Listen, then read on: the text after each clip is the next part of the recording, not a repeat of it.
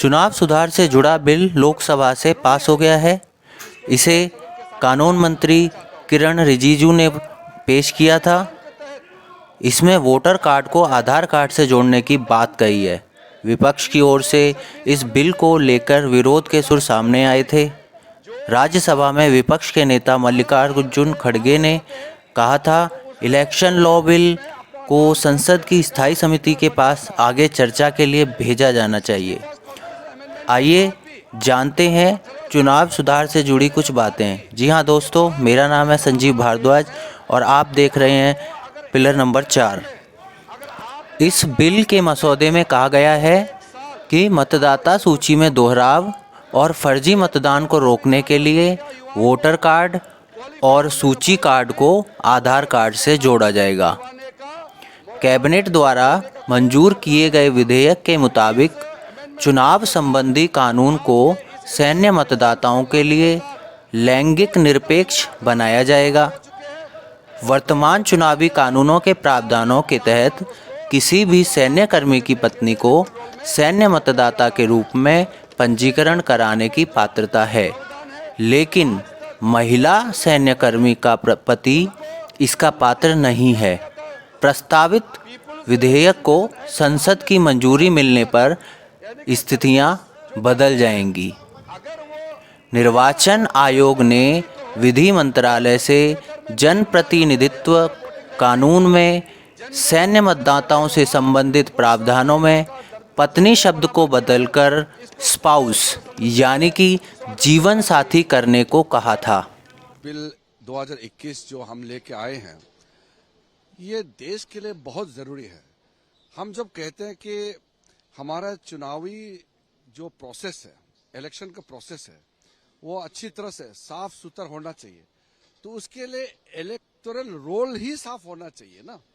आपका जो election list है उसमें अगर गलत नाम है या एक आदमी का 3-4 जगह नाम है और फर्जी वोटर लिस्ट है, उसको हटाने का क्या और दूसरा हमारा जरिया हो सकता है। यही जो कदम हम आज उठाने जा रहे हैं, यही सबसे अच्छे तरीके हैं कि किसी को आप नागरिक को वंचित नहीं किया जा रहा है। आधार कार्ड जिसको इलेक्शन के जो तरीके में हम लिंक करने जा रहे हैं, वो कोई कंपलसरी नहीं है, ये वॉलंटरी है। और साथ साथ में अगर एक हम आम नागरिक है और मैं इस देश का वोटर हूँ, मैं जेन्युइन वोटर हूँ, मैं 18 साल से ऊपर हूँ, तो मेरे लिए तो ये बहुत अच्छी बात है ना कि मुझे अपने सही नाम के साथ, सही आइडेंटिटी के साथ वोटिंग राइट का मुझे प्रावधान दिया जा रहा है। तो इसमें आशंकाएं जताने का कोई विषय नहीं है। तो मांग कर रहा था कि इसको सिलेक्ट कमेटी में भेज दीजिए और बहुत इसका विस्तार से चर्चा हो चुके हैं।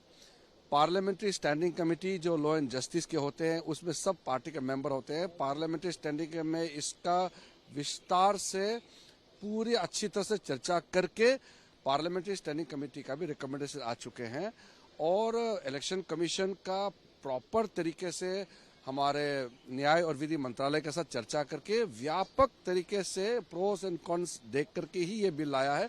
इसको सब समर्थन कर रहे हैं, सिर्फ 1-2 लोग इसको विवाद का विषय बनाना चाहते हैं, उसमें कोई आधार नहीं है।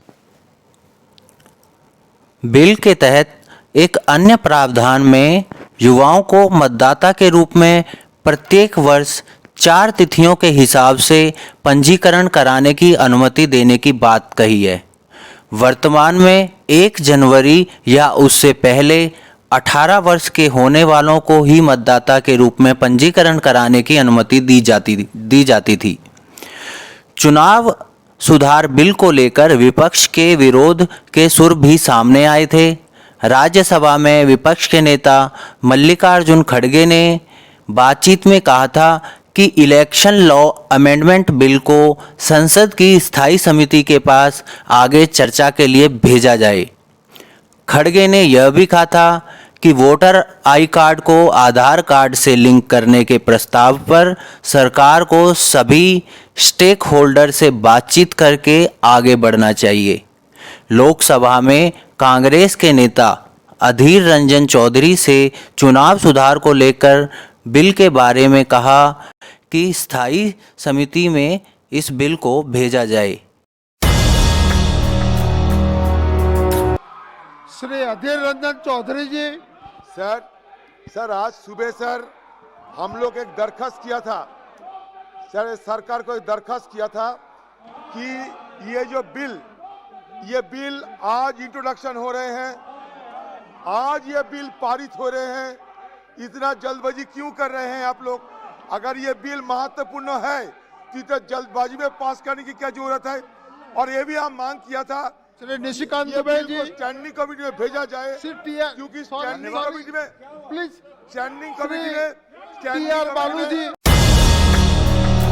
विरोध करते हुए AIMIM सांसद असदुद्दीन ओवैसी ने कहा कि राइट टू प्राइवेसी का उल्लंघन करता है ये बिल। देखिए, ये जो कानून लाया जा रहा है ना, हमने पहले भी कहा कि ये सुप्रीम कोर्ट के पुट्टस्वामी जजमेंट के खिलाफ है। सुप्रीम कोर्ट ने ये कह दिया कि आधार को सिर्फ वेलफेयर मेजर्स के लिए इस्तेमाल किया था। सरकार को लेजिस्लेटिव कॉम्पिटेंसी नहीं है इस तरह का कानून बनाने की। और आधार में UIDAI में वोटर लिस्ट से 1.5% ज्यादा गलतियां उसमें हैं। और वोटर लिस्ट हर साल रिव्यू होती है, चेक होती है। और मुझे एपिक कार्ड और आपको मिलता है कॉन्स्टिट्यूशनल बॉडी की तरफ से, एक कॉन्स्टिट्यूशनल प्रोसेस है। आधार कार्ड तो भारत के सिटीजनशिप का प्रूफ भी नहीं है। और आप इस तरह का कानून लाकर गवर्नमेंट्स को एक एडवांटेज मिल जाता है कि अगर ये देखते हैं, क्योंकि आधार कार्ड में क्या है, नाम है, कास्ट जात है, पैन कार्ड है, टेलीफोन नंबर है, वो ये देख लेंगे कि जो हमको वोट नहीं डाल रहा है उनके नाम डिलीट करो। आप बोलेंगे नहीं हो सकता, हम बोल रहे हैं हुआ है। आंध्र प्रदेश तेलंगाना में चंद्रबाबू नायडू के खिलाफ केस पेंडिंग है, उनकी TDP के खिलाफ। फॉर्म 7 डालते हैं, फॉर्म 20 डालते हैं, आप उसमें सब लेकर हर स्टेट में एक रेजिडेंट डेटा है, उसको इस्तेमाल करें। 360 डिग्रीज एक वोटर का सब चीज मिल जाएगी आपको। तो ये तो अनड्यू एडवांटेज है, यूनिवर्सल सफरेज के खिलाफ है, बिल्कुल गलत है, जरूरत ही नहीं है इसको लिंक करने की। दोस्तों, सरकार द्वारा लाए गए इस चुनाव सुधार बिल को लेकर आप क्या सोचते हैं, आपकी क्या राय है, आप हमें कमेंट करके ज़रूर बता सकते हैं।